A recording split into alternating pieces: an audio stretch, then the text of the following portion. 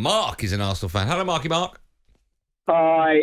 I think, everyone can say Arsenal are moaning and stuff, and I think I get it right. Every club is going to, when it affects them, cause. Arteta says one thing in a press conference where he's got to play the PR game, and another when an emotion's running high after a game. But I think the problem with VAR now is we're not talking about a handful of we're talking about a major incident every week. And the biggest frustration fans have is the complete lack of consistency. So the goal for Gordon, where the ball was was deemed could have been out from Willock, is given. Yet a few weeks ago, and I can't remember the game, there was an exact copy with Rashford, and that is deemed that it's gone out. There's no levels of consistency. And as a season ticket holder, for me, going to live football games, VAR has absolutely killed it, because you're now in a stadium where you score the goal and everyone stands and half celebrates. Mark, yeah. I hear what you're saying. The Rashford incident you're alluding to was the Brighton game. I hear what you're saying, but at the same time, if there was conclusive proof that ball did go out, you'd be phoning up going, "Oh, VAR is amazing."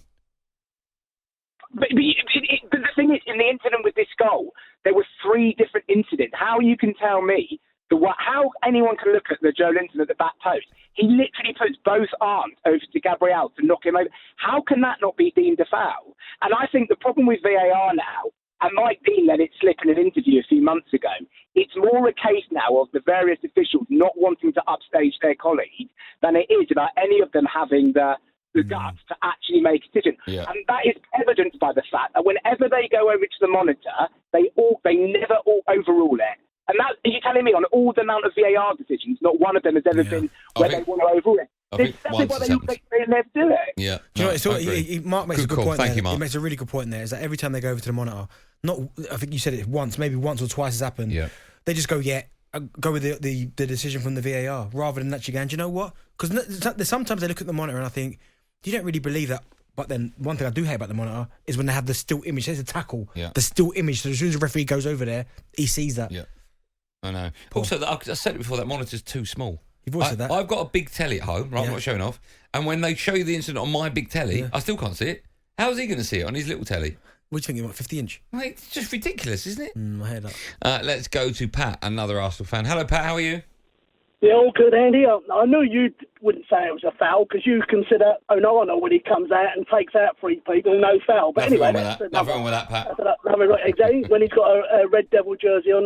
Look, there was four incidents, and also when you just spoke there in relationship to VAR overturning the referee. Do you remember the one when we played you at Old Trafford? Ericsson, soft foul. Oh my goodness, Martinelli's goal. Martinelli's goal. The referee on the pitch thought it wasn't a foul. VAR thought it was a foul, and they went back and cancelled it. A great goal, in my opinion. But hey-ho, let's go through the 4 points, if you don't mind. First one, was the ball over the line? Maybe, maybe not. Because if we haven't got the exact line set up, it's a bit like the Liverpool game on Wolves. They didn't have the offside set up. How does that work? Then let's not add at all in, because the circumference of the ball, I'll be honest with you, Bentley, I thought there was a chance that maybe a touch of that circumference of the ball, because it's only got to be touching the line to be in play. The second one was obviously, I think it's definitely a foul. The third one was, I think it hits his hand as it goes down to the thing, and when it goes down to him, he's in an offside position, and they said they couldn't put the lines up. But look at the grass, and you can see where he is. In other words, if it's come off Joe Linton last... Pat, I hear what you're saying, but here's my question back to you. And I agree with all your points, by the way. But without VAR, the goal stands, right? The goal, yeah. So there's no difference, is there? It's the people doing the work at Stockley Park are the problem. There is, because Andy, hold on, someone's physically looked at that and thought it wasn't a foul. That's even worse, in my opinion. I know, because at least we could have a debate after the game and say, but someone, and I don't think the referees, I think there should be a player in there. I've always said this. I think there should be an ex-professional or whatever. They know when there's a push. They know when a player... I mean, we used to always say when Xhaka used to go down, that's a Xhaka foul, because he always used to sort of fall over and get a free kick. The referees used to give it.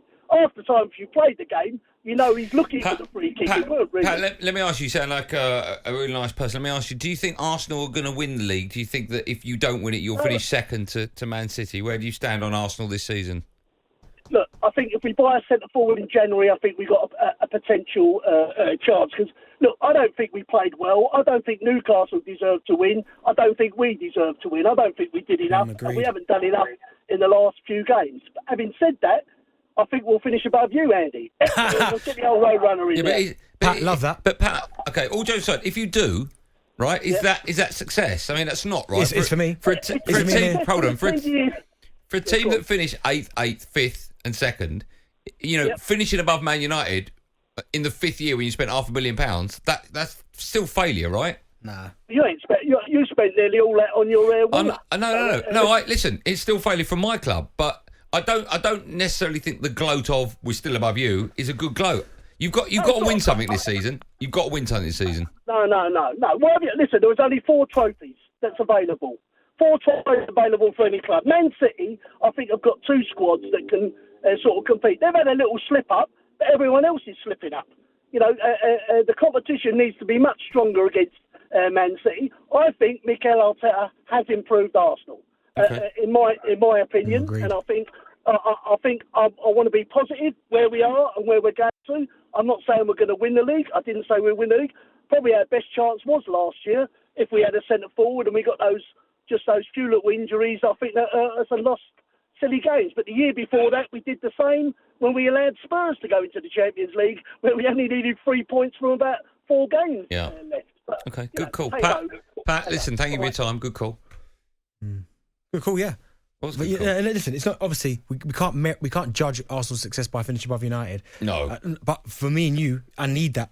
Yeah, likewise. Exactly. Yeah. But if we finish 16th and you're 17th, happy days. Exactly. Which of course is. But no, Arsenal again. I don't think they've played well yet this season. Certainly, they certainly haven't reached the levels they reached last season. I agree with you. talkSPORT Drive, super opinionated sporting debate, Monday to Friday afternoon from 4 on AM, on DAB, via the talkSPORT app and on your smart speaker. talkSPORT.